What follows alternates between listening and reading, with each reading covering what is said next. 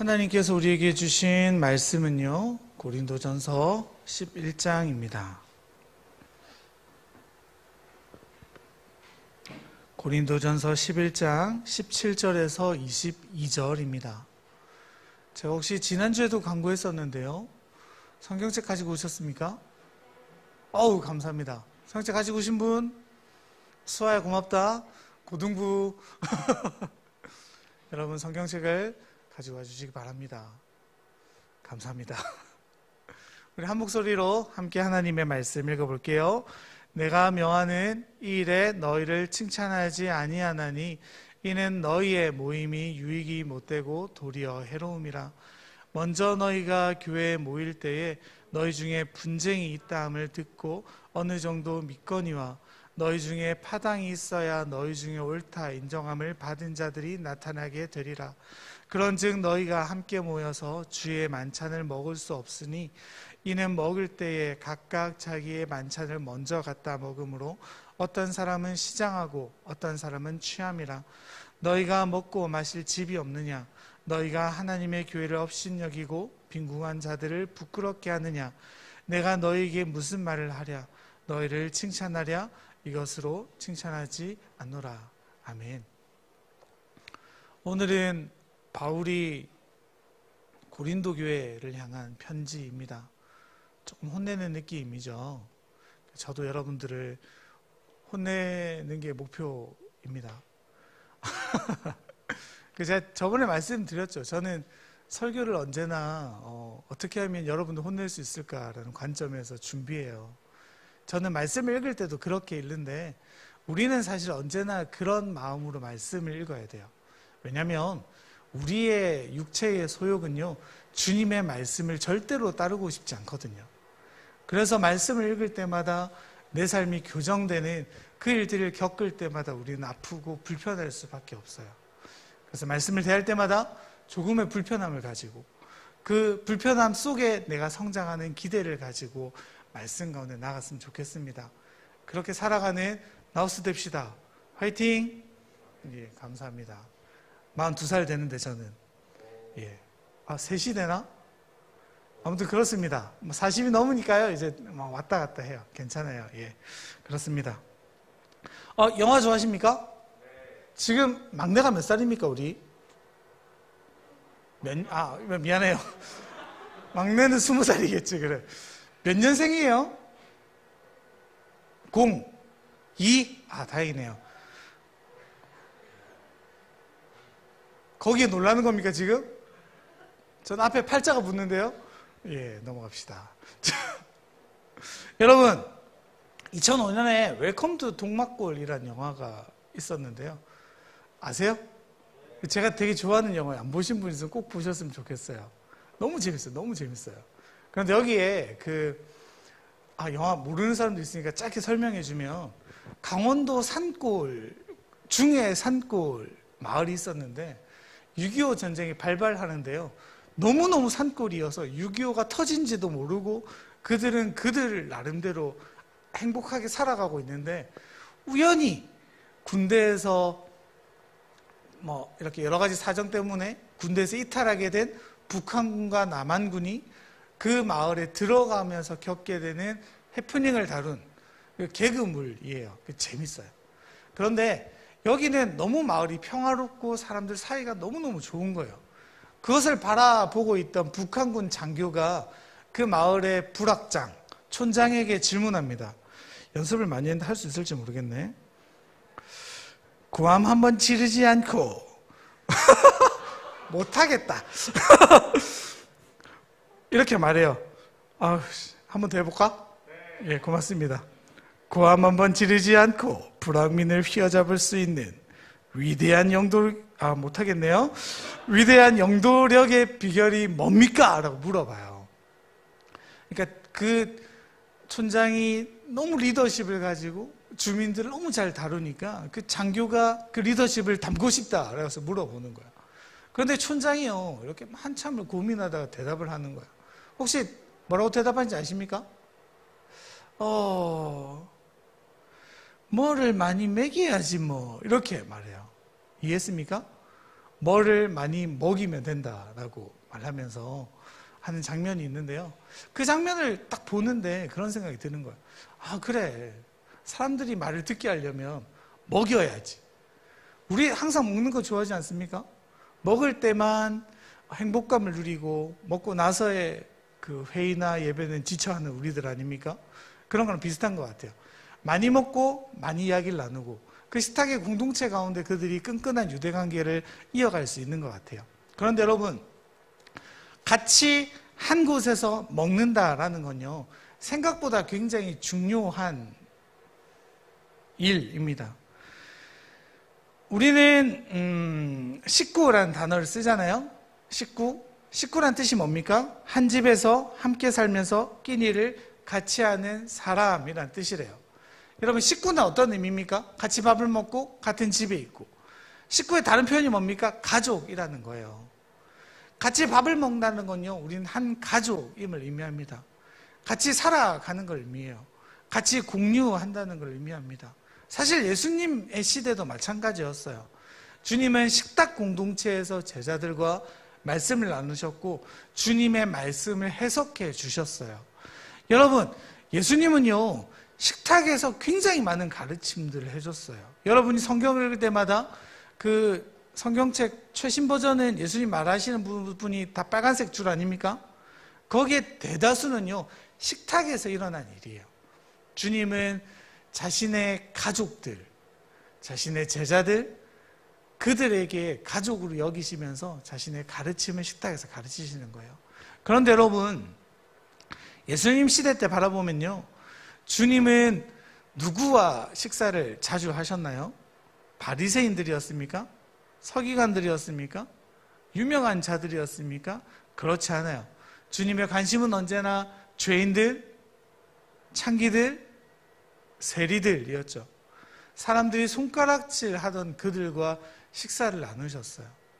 자신을 곧 팔 가룟 유다와 함께 식사를 나누셨어요. 주님의 낮아지심은요, 주님이 이 땅에 오신 것으로 그치는 것이 아니라 이 땅에서의 33년간의 그 모든 생을 들어서 낮고 가난하고 버려진 자들에게 다가가는 훈련이었습니다. 그런 모습들을 보여주시는 거예요. 주님은 그런 자들을 나의 가족이다라고 말씀하세요. 여러분, 우리의 가족은 누구입니까? 여러분들에게 가족이 있습니까? 가족처럼 소중히 여기는 자들이 있나요? 옆에 한번 볼래요? 옆 사람 얼굴 한번 볼래요?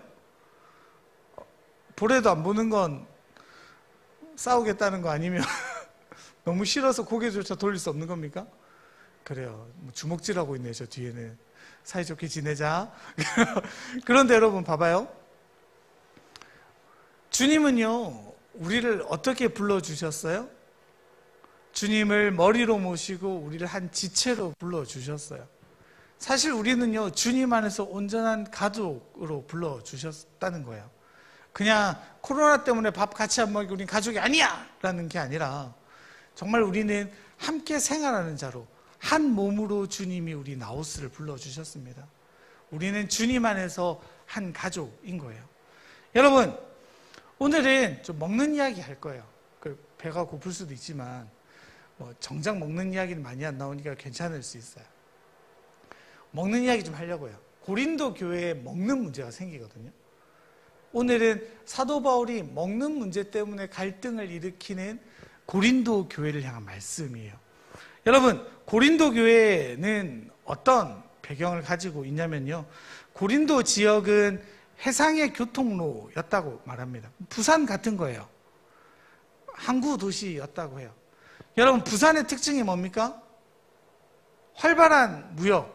지금은 그렇지 않지만요, 좀 어렵지만 활발한 무역의 통로로서의 역할을 하게 되죠. 그러면 어떻게 돼요? 돈이 몰려들어요. 다양한 종류의 사람들이 지역으로 몰려들게 되죠. 고린도 지역도 똑같았어요. 다양한 인종, 다양한 계급, 다양한 물품, 다양한 문화와 종교들이 모두 고린도 지역으로 집합되어지기 시작하는 거예요. 그래서요, 많은 사람들이 자신의 이익 때문에 고린도에 남기도 해요. 뭘 팔아서 부자가 되겠다. 혹은 자신의 공동체보다 좀 더 높은 지위에 오르기 위해서 고린도를 방문한 사람들도 많아요. 그래서 고린도 지역은요, 굉장히 다양한 종교와 인종과 계급과 사회 문제들이 야기되는 도시였다고 합니다. 그곳에 사도 바울이 가게 돼요. 우리 기억나시는지 모르겠지만 바울의 2차 선교 데살로니가에서 전도를 하고 핍박을 받아 바울이 어디로 피신했다 그랬어요? 예, 질문하지 않아야 되는데 그쵸? 베레아로 갑니다. 베레아에서 바울은 아덴으로 가게 되고요, 아덴에 이어 고린도로 가게 되는 거예요. 그곳에서 여러분 영혼의 단짝 부부를 만나게 되죠. 혹시 아십니까? 뭐 선물이라도 걸어야 되나? 브리스길라와 아굴라를 고린도에서 만나게 돼요. 그리고 그곳에서 그는 천막 만드는 일을 그와 함께 하면서 고린도 교회를 이루어 가게 되죠. 생각보다 고린도 교회는요, 데살로니가 교회나 로마 교회보다 훨씬 큰 규모를 자랑했다고 해요. 믿는 사람들이 많아졌고 브리스길라와 아굴라의 헌신 때문이었는지 뭐 여러 가지 이유들이 있었겠지만 교회가 굉장히 커졌다고 합니다. 그런데 문제가 생겨요. 사도 바울의 사명은 뭡니까 여러분? 온 민족과 열방 가운데 복음을 전하는 일이었어요. 그래서 고린도 지역에 오래 있을 수 없어서 이번에는 에베소로 떠나게 되는데요, 그때 문제가 돼요. 바울이 없어지니까 그들은 리더의 부재 때문에 자신의 뜻을 따르게 되는 거예요. 특별히 뭐가 성행했냐면 이방 문화를 교회 문화로 가지고 와서 음행의 문제가 교회 안에서 생기게 돼요. 그리고 파벌이 생기게 되는 거예요. 나는 예수파다, 나는 바울파다, 나는 브리스길라 아굴라파다, 나는 또 누가 있을까요? 세례 요한파다, 뭐 이렇게 다양하게 파당으로 나뉘어서 그들이 같은 교회 안에서 여러 가지 단체들을 만들게 돼요. 그래서 분열이 생기고 신학적으로 다양한 문제들이 바로 고린도 교회에서 나타나요. 그 얘기를 듣고 바울이요, 화가 나서 쓴 게 고린도 전서예요. 그럼 여러분, 고린도 전서는 사실 읽으면 기분이 어떨까요 여러분? 좀 안 좋아. 계속 야단만 치거든요. 그렇게 살면 돼? 맞아? 틀렸지? 실망이야. 이런 말만 고린도 전서에 있는데 바울이 써놓고 좀 미안한 거야. 너무 갈궜나? 그래서 이제 위로와 격려가 고린도 후서에 나타납니다. 병 주고 약 주고, 고린도 전서, 고린도 후서라고 보시면 돼요. 그래서 고린도 전서에서는요, 굉장히 다양한 신학적인 논의들이, 그리고 우리의 그리스도인들의 삶이 어떠해야 되는지가 잘 나타나져 있습니다. 우리 잘 아는 은사장도 여기에 있고 사랑장도 여기에 있고 성만찬의 문제들도 있는데요, 오늘 바로 이야기할 게 바로 성만찬 11장에 나타나는 먹는 이야기예요. 여러분, 우리는 성찬식을 몇 번 하나요? 2번 하죠. 2번. 안락교회는 2번 해요. 상반기 한 번, 하반기 한 번 하는데요, 초대교회는 몇 번 했을까요 여러분? 매일 했어요. 그들이 모일 때마다 성만찬을 가졌어요. 왜냐하면 주님의 명령이셨기 때문입니다. 주님이 뭐라고 말씀하십니까? 이 떡으로 나를 기념하라, 이 잔으로 나를 기념하라, 이것은 내가 너희들 위해 흘리는 몸과 피니라라고 말씀하셨어요. 그래서요, 초대교회 성도들은요, 모일 때마다 식탁 교제를 가졌어요. 여러분, 우리처럼 이렇게 막 거룩하게 잘라가지고 나눠주고 이런 분위기가 아니에요. 그냥 밥 먹는 거예요. 밥 먹는 거. 그들이 먹던 주식, 빵과 포도주를 나눠 먹으면서 주님을 기념하는 모임이 바로 성만찬의 시작이에요. 그들은 날마다 떡을 떼며 포도주를 나누며 주님을 기억했어요. 그래서 여러분, 우리 성찬식에 다른 이름이 있는데 그게 뭐냐면 만지는 복음, 보이는 복음, 그리고 아가페라고 불렀다고 해요. 성만찬에 참여하는 사람들은요, 그 성찬식을 통해 하나님의 임재를 경험하고 또 이웃들에게 그리스도의 사랑을 표현하는 그 표현의 도구로 쓰인 거예요. 오늘 어른 예배, 작년부 예배 들으신 분들 있는지 모르겠는데 담임 목사님 설교 중에 이런 말이 있었어요. 터툴리안이라는 교부, 교회들의 아버지라 불리는 사람이 이런 말을 했대요. 교회보다 더 사랑하는 곳이 있겠느냐. 자신 있게 그렇게 말을 했고 전도의 방법으로 그렇게 말했다는 거예요. 그럼 사람들이 그 말에 동의되어서 교회를 다니고 예수를 믿기로 결정했다는 거예요. 그 말이 뭡니까 여러분? 교회가 누구보다 사랑을 표현하고 사랑을 나타내는 공동체였다는 거예요. 그 성만찬이 그런 거예요. 성만찬을 통해서 주님이 나를 위해 죽어주심을 떠올리며 그 떡과 포도주를 나누면서 주님의 사랑을 나누고 또 이웃들에게 사랑을 전달하는 목적으로 사람들은 서로 사랑하고 하나 되기를 꿈꿔왔어요. 여러분, 그런데 어디에서 했을까요? 이런 교회당이 있었습니까? 없었죠. 가정에서 예배드렸어요. 유대 사회의 집은요, 내실이 있고 거실이 있어요. 우리 한옥을 보면 집이 있고 마당이 있죠. 그 구조인데 집이 원룸이라고 보시면 돼요. 이해가 되세요? 큰 뭐라 부르니 얘들아? TV 보고 하는데 거실, 그래요. 큰 거실이 있는 집과 앞마당이 있는 그게 유대인들의 보편적인 집의 모습이었다고 해요. 그러면 어떻게 할까요, 여러분? 당시에 예수 믿는 사람들이 점점 늘어가고 오늘은 우리 집, 내일은 너희 집, 그 다음은 너희 집 이렇게 짤 때 집의 조건이 어떠해야 됐을까요, 여러분? 커야 됐겠죠. 왜냐하면 예수 믿는 사람들이 많아지고 있으니까. 우리 나우스가 만약에 한 500명이 됐어요. 그럼 여기서 예배 드릴 수 없잖아요. 그럼 어디로 향해 가야 할까요? 본당으로 향해 가겠죠. 그럼 마찬가지예요. 교세가 커지니까 큰 집, 유력자의 집을 찾아가기 시작합니다. 그래서 어떻게 합니까? 사람들은 먼저 모여서 본인의 집에서 정성스럽게 성도들이 나눠 먹을 떡과 음료를 준비하는 거예요. 그리고 먼저 오시는 분들과 떡과 음료를 나누면서 그 모임이 시작되어지는데요. 문제가 생기기 시작하는 거예요. 6시가 만약에 시작 시간이면 7시, 8시, 9시 오는 사람들이 있는 거예요. 왜 그럴까요? 늦게까지 일을 해야 되는 사람이 있는 거예요. 어떤 사람입니까, 여러분? 일용직 노동자들, 가난한 사람들. 지금 조금이라도 더 벌지 않으면 자신의 생계에 위협이 있는 사람들은요, 그 모임에 늦게 도착하게 되는 거예요. 그래서 어떤 일이 벌어지냐면 여유가 많은 사람들은 집 안으로 들어가게 되고요. 그 삶이 빡빡해서 힘든 사람들은 집 밖 거실에서 그 마당에 모이게 되는 분리 구조가 생기게 돼요. 그런데 아까 본문에도 봤지만 더 큰 문제는 뭡니까? 안에서 먹고 마시고 이야기하다 보니까요, 음식이 떨어져 버리는 거예요. 그 밥을 굶어가며 주님께 예배 드리기로 결정하고 나온 사람들이 어떻게 되는 거예요? 밖에 있는 것도 서러운데 음식도 없어지고 주님을 나눌 수도 없어지게 되어지는 거죠. 소외되고 배척당하게 돼요. 같은 교회 안에서 계급이 나뉘어지게 되는 거예요. 집 안에 있는 사람과 집 밖에 있는 사람의 계급이 나뉘어져요. 식구라고 생각했는데요, 그리스도의 몸이라고 생각했는데요, 우리는 하나라고 생각했는데요, 그게 아닌 걸 알게 되는 거예요.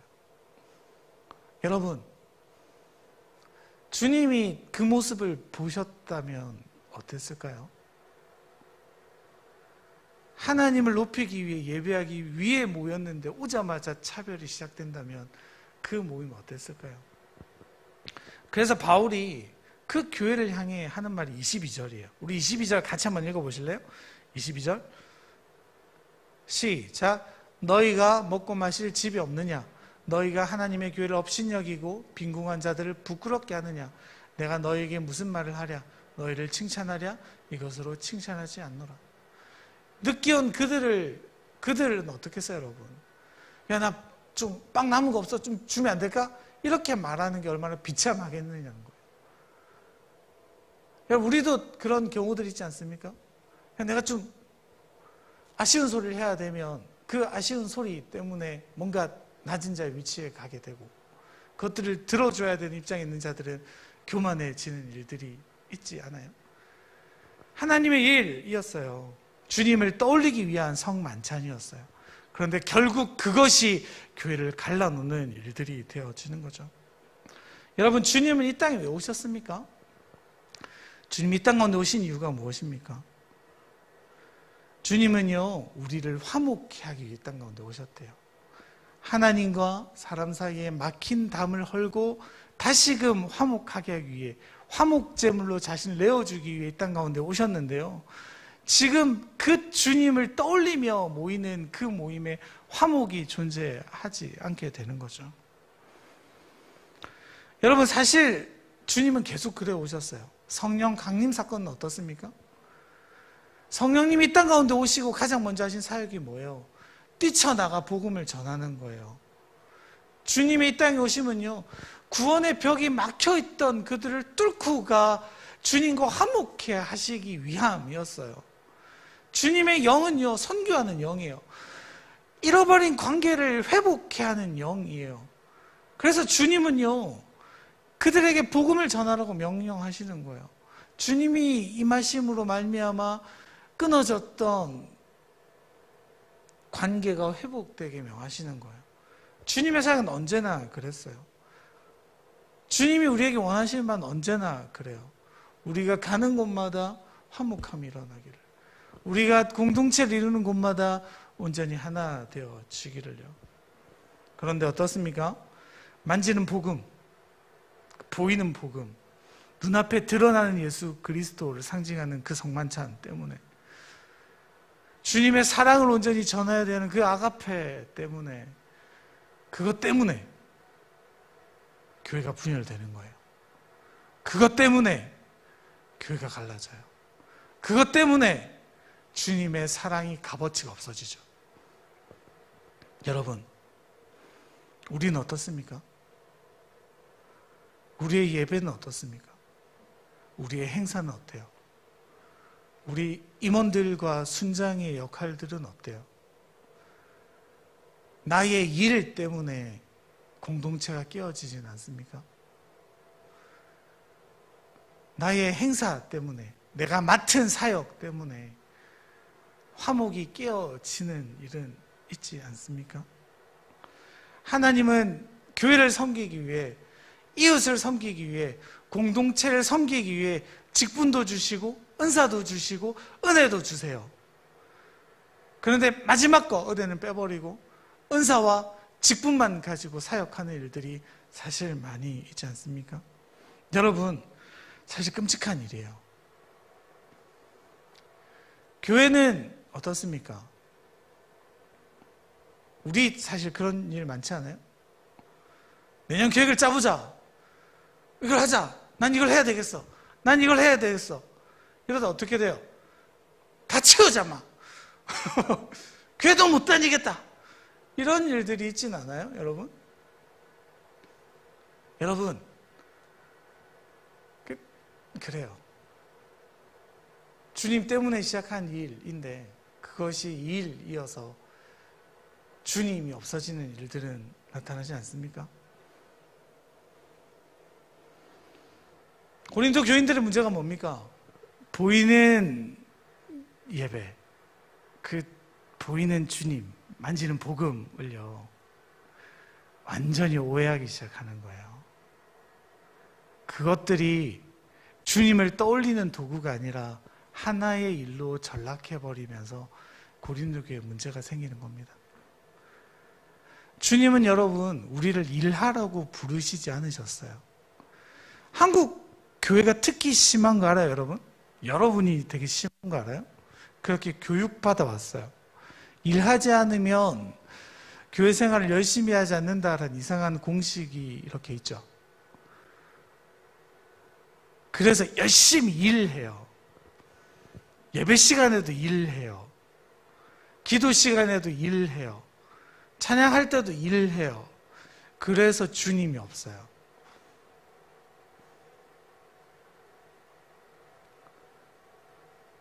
그런 일들이 우리 삶에 일어나는 건 사실 너무 비참한 일인 것 같아요. 여러분, 저는 이제 결혼한 지 10년 됐어요. 10년. 2달 뒤면 결혼 10주년이에요. 그래서 서프라이즈로 아무것도 준비하지 않으려고 해요. 지금 뭔가 굉장히 기대하는 느낌인데, 예, 아무것도 준비하지 않고 내가 뭘 받을까만 생각하고 있어요. 근데 믿지 못하겠지만 여러분, 제가 결혼할 그 시즌에 인기가 굉장히 많았어요. 막 고백을 굉장히 많이 받았거든요. 젊을 때. 짧았지만. 근데 저한테 항상 대시하는 자매들, 제가 마음이 드는 자매들에 대한 기준이 분명했었어요. 그게 뭐냐면 선교할 수 있어? 였어요. 저는 선교사가 꿈이었거든요. 지금 조금 이제 보내시면 가겠는데 보내주지 않으셔서 떼쓰다가 좀 포기해서 선교랑 조금 멀어지고 있어요. 그 아픈 이별을 하는 것처럼 조금 이렇게 멀어지고 있긴 한데, 아무튼 선교사 꿈이었어요. 그래서 학부도 선교가 전공이었고, 그 신령 갈 때도 선교학으로 하려고 했는데 뭐 잘 안 됐어. 아무튼 선교 훈련도 받았고, 선교사가 돼야 되겠다. 그래서 아내의 기준은 언제나 선교사였어요. 나 오빠 좋은 대로, 너 선교사 할 수 있어? 예, 그럼 사귀어줄게. 막 이렇게 했었거든. 전혀 안 믿는구나, 얘들아. 그럴 때 있어. 잠시 있어, 잠시. 그런데 문제가 생겼어요. 우리 아내를 만났는데, 와, 너무 좋은 거야, 이 아내가. 역대급인 거야. 와, 이렇게 좋은 여자가 나타난 게 당황스러울 정도로 너무 좋은 거예요. 날마다, 볼 때마다 사랑에 빠지는 거야. 근데, 앞만 봐도 이 여자가 선교사로 나갈 깜냥이 안 돼. 교만한 마음이지요. 맞아요. 선교 나갈래? 이러면 대답이 시원찮은 거야. 이때까지 만났던 여자들이랑 다르게. 그래서 기도했어요. 하나님, 선교 나가야 되는데 저 여자를 보니까 도저히 안 나갈 것 같은데, 좋기는 너무 좋은데 어떻게 해야 될까요? 그때 여러분, 하나님 저한테 뭘 보여주셨냐면 창세기 12장 아브라함을 보여주셨어요. 아브라함의 여정 알죠, 여러분? 하나님 아브라함에게 약속을 주시죠. 뭐 주세요? 내가 너의 본토 아비집을 떠나 내가 지시할 땅으로 가라. 땅으로 가기만 하면 뭐 준다 그래요? 불임 여성인 사라를 통해서 자녀를 줄 건데, 하늘의 별과 같이 많게 할 거고 바다의 모래날같이 많게 하겠다. 사실 여러분, 아브라함이 그 말 때문에 간 거예요. 와, 나 애 없는데 나를 통해 가문을 만들어 주신다고? 그것도 하나님의 택한 백성을? 그래서 따라가는 거예요. 근데 따라가다가 아들 딱 하나 주시잖아. 누구 주십니까? 이삭 딱 하나 준다고. 중간에 이제 실수로 난 이스마엘도 아니래. 이삭 딱 하나 줘요. 근데 이삭이 장성했을 때 하나님이 뭐라 그러세요? 이삭을 어떻게 하라고요? 번제물로 바치라고 하시잖아요. 그 장면에서 저는요, 그 아브라함의 마음이 느껴지는 거예요. 아브라함 얼마나 화가 나요? 하나님, 내가 달라고 했습니까? 주님 말씀에 따라가면 선물로 주시겠다고 해가지고 그 말만 믿고 따라갔는데 다시 거들어 가시면 난 어떡하라고요? 이렇게 말하는 거예요, 여러분. 근데 아브라함 그렇게 말합니까? 그렇게 말하지 않죠. 말도 안 해요. 그냥 순종해요. 그리고 칼로 찌르려는 찰나에 주님이 스탑 하시죠. 그 다음 말이 중요해요. 그때 하나님이 아브라함에게 뭐라고 말씀하시냐면, 아브라함아, 네가 이제야 나를 경외하는 줄을 알겠노라라고 말씀하세요.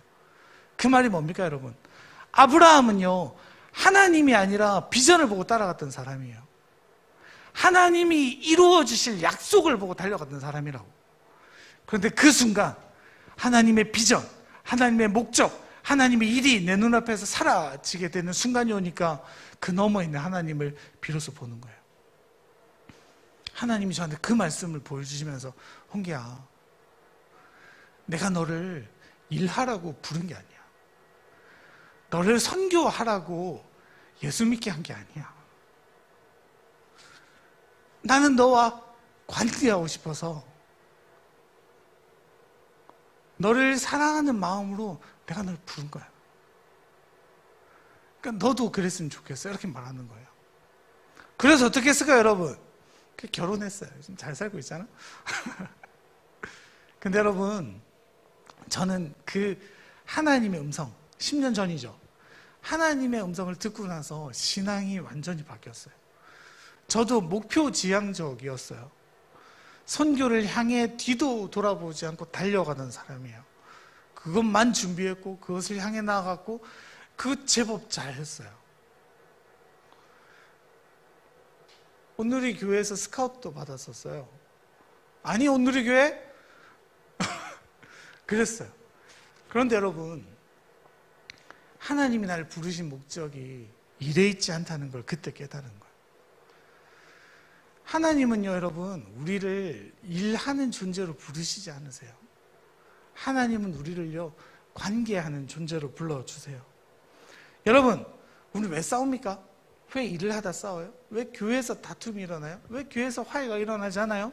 사실 명확하지 않습니까? 언제나 내 생각이 옳다라는 나의 의 때문이에요.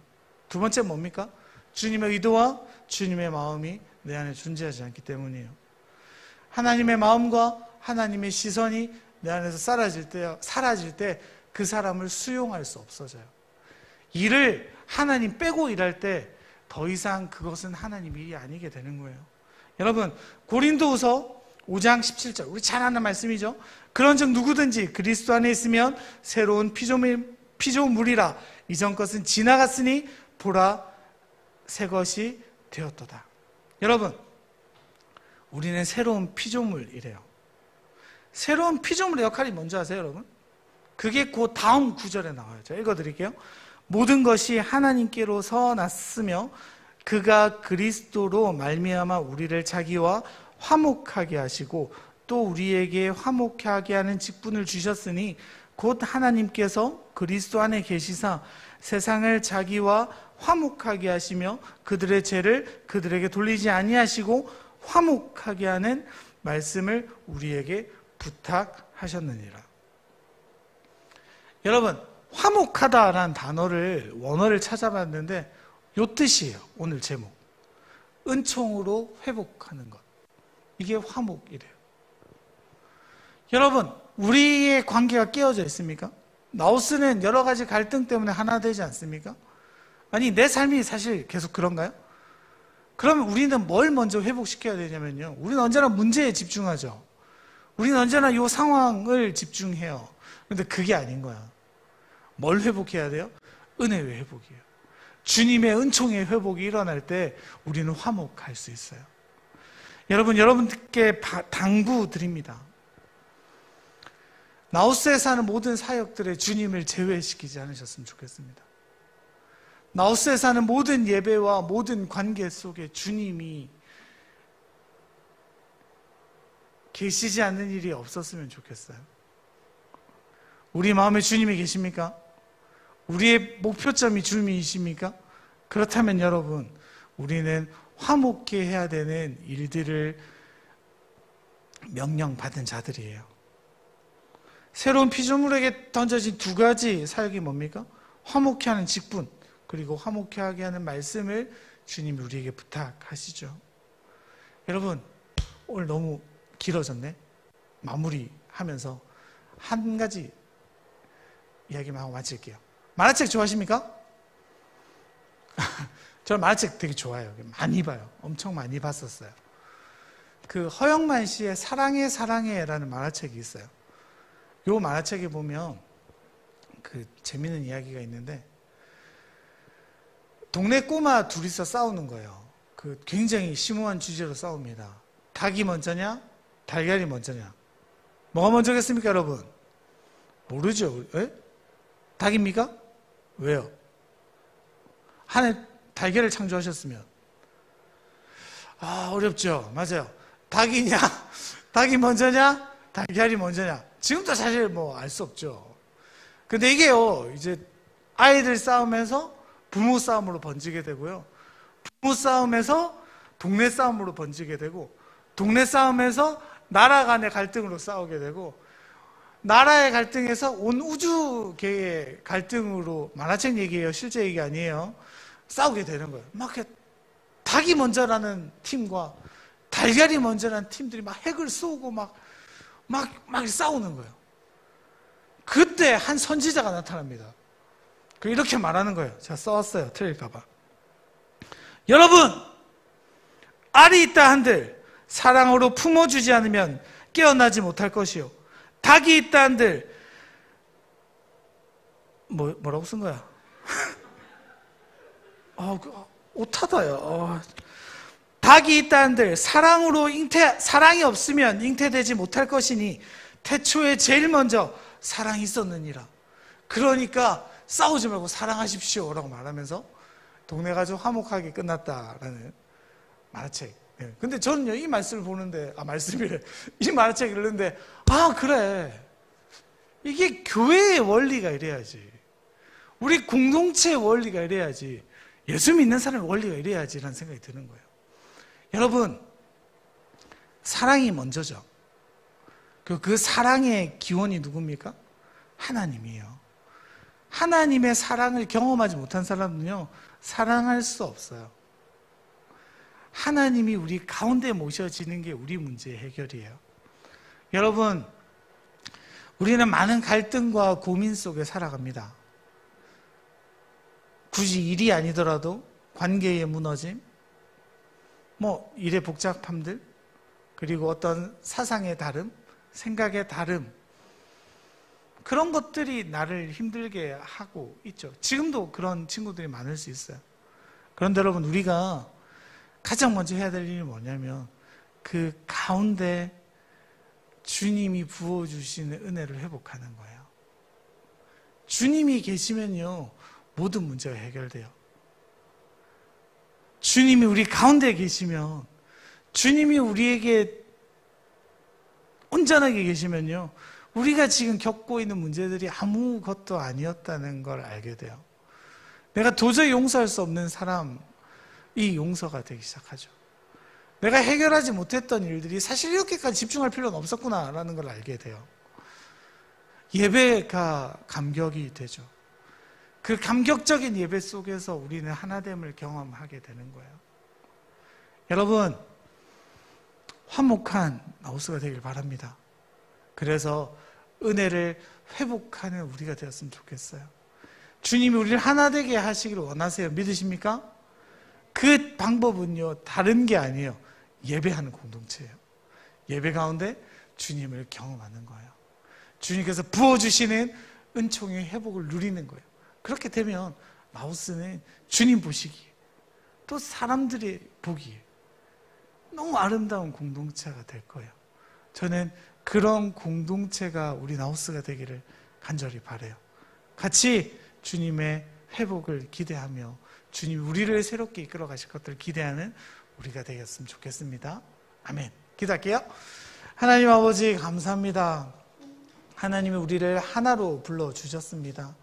우리의 깨어지고 상한 마음들이 있다면 주님의 은혜로 회복시켜 주시고, 우리의 사역에 앞서, 우리의 일에 앞서, 우리의 행사에 앞서 주님을 예배함이 먼저 되는 우리 나우스 될 수 있도록 하나님 은혜를 더하여 주옵소서. 하나님, 주님과 우리가 하나이듯이 우리 공동체도 온전한 하나가 될 수 있도록 우리에게 은혜를 더하여 주옵소서. 감사드립니다. 예수님 이름으로 기도드립니다. 아멘. 함께 찬양으로 나갑시다.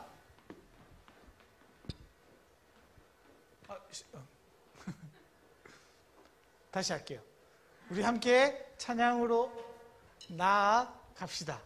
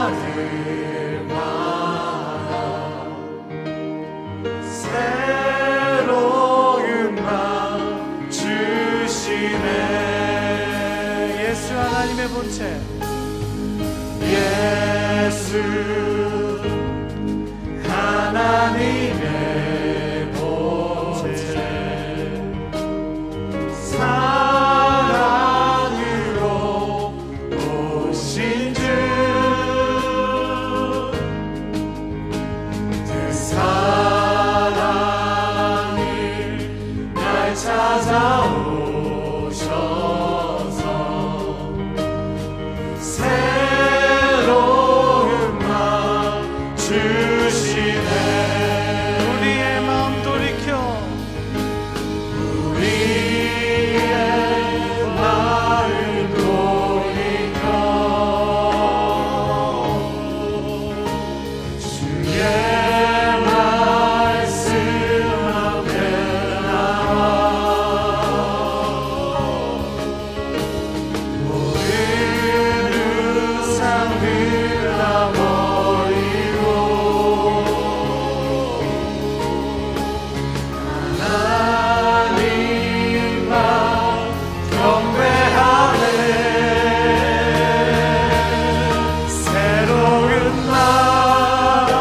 주시고 주님의 성령을 부으사 우리 안에 굳은 마음 제하여 주님의 마음 주소서.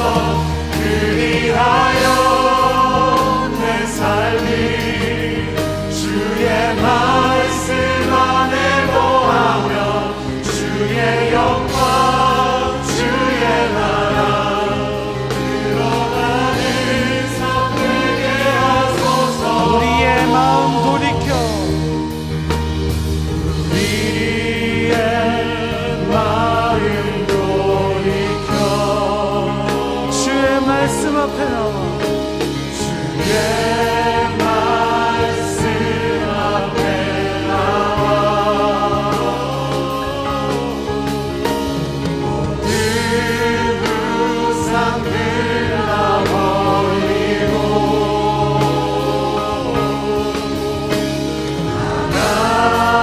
하나님만 경배하네. 새로운 날 주시고 주님의 성령을 부으사 우리 안에 굳은 마음 제하여 주님의 마음 주소서. 그리하여 내 삶이 주의 말씀 안에 거하며 주의 영광 주의 나라 드러나는 삶 되게 하소서. 할렐루야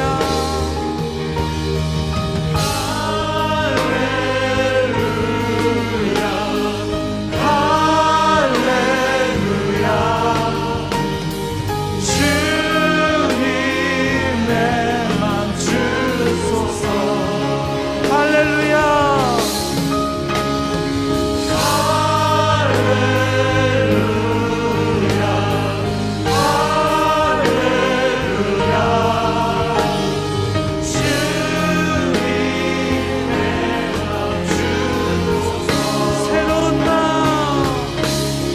새로운 맘 주시고 주님의 성령을 부으사 우리 안에 굳은 마음 제하여 주님의 마음 주소서. 그리하여 내 삶이 주의 말씀 안에 거하며 주의 영광 주의 나라 드러나는 삶 한 번만 더 고백합시다. 새로운 마음 새로운 날 주시고 주님의 성령을 부으사 우리 안에 굳은 마음 제하여 주님의 마음 주소서. 그리하여 내 삶이 주의 말씀 안에 거하여 주의 영광 주의 나라 드러나는 삶 되게 하소서.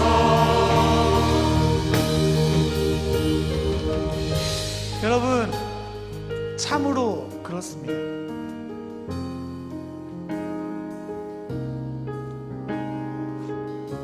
주님의 성찬뿐 아니라요 우리의 삶은요 우리의 몸은요 그리스도의 성전이래요. 그렇다면 우리는 우리가 있는 곳마다 주님을 전하며 우리가 가는 곳마다 화목케 하는 일을 감당해야 되는 사명을 받은 자들입니다. 그런데 어떻습니까? 잘 되지 않죠. 내가 잘하면 잘하려고 애를 쓸수록 상황은 더 많이 엉켜버릴 때가 많이 있습니다. 내가 뭔가 풀어보고 싶을 때마다 오히려 나를 더 힘들게 되는 일들이 얼마나 많이 있어요. 여러분, 그래서 주님이 필요해요. 그래서 주님이 우리 가운데 계셔야 됩니다. 그래서 주님이 나우스의 중심이 되셔야 됩니다. 그래서 주님이 내 삶의 인도자가 되어 주셔야 되는 거예요.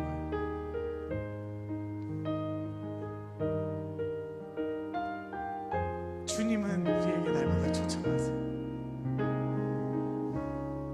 주님의 두드리심을, 그 주님의 애타게 찾으심에 반응합시다. 그리고 주님의 사랑을 받아, 주님의 은혜를 받아 회복하는 우리가 됩시다. 우리 시간 같이 기도할까요? 주님, 주님을 모시는 우리 되게 하소서. 주님을 중심에 모시는 내가 되게 하소서. 나의 삶의 중심이 주님밖에 없음을 고백한 우리가 되게 하여 주시옵소서. 주님으로 말미암아 회복을 경험하는 내 인생과 나우스가 되기를 원하오니 주님 역사해 주옵소서. 우리 함께 주여 외치고 기도합시다. 주여! 하나님이 온 가운데 하나님의 은혜를 더하여 주시옵소서. 나우스를 사랑하시는 주님, 이곳에 우리 한 사람 한 사람을 붙들어 주시는 주님, 주님께서 우리에게 사랑의 마음을 허락하여 주시옵소서. 세상이 주는 사랑이 아니라, 자기 연민이 아니라 주님이 베풀어 주시는 그 사랑 가운데 우리가 나아가기 원합니다. 그 사랑 가운데 머무르기를 원합니다. 그래서 주님, 내 삶이 주님을 높이며, 내 삶이 주님을 드러내며, 내 삶이 함께하는 삶을 살아내게 하여 주시옵소서. 하나님, 그렇게 다짐한 우리가 되게 하소서. 그렇게 주님을 경험한 우리가 되게 하여 주시옵소서. 하나님의 역사를 기대하는 우리가 되게 하여 주시옵소서. 하나님의 붙들어 주심을, 하나님의 만지심을, 하나님의 인도하심에 반응하는, 그리고 그 길의 순종의 모델에서 우리가 되게 하여 주시옵소서. 예배가 회복될 때 주님의 예쁘게 하시고 말씀의 회복이 되는 가운데 하나님 은혜를 더하여 주시옵소서.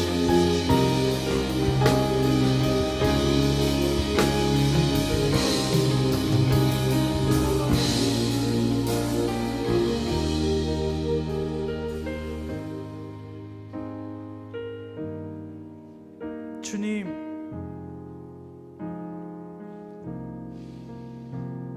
하나님을 사랑하라 하시고 이웃을 사랑하라 하셨습니다. 사실 주님께서 우리에게 주신 것은 사랑밖에 없습니다. 주님의 마음을 닮아 우리도 주님을 사랑하는 공동체 되게 하여 주옵소서. 나의 힘, 나의 의, 나의 뜻과 능력으로 사랑하는 것이 아니라 주님께서 주신 사랑으로 사랑할 수 있는 우리가 되어질 수 있도록 은혜를 더하여 주옵소서. 주님, 주님을 만나기를 원합니다. 주님을 경험하기를 원합니다. 매 순간마다 주님의 만져주심을 경험하기를 원하오니 우리에게 하나님의 큰 사랑을 베풀어 주옵소서.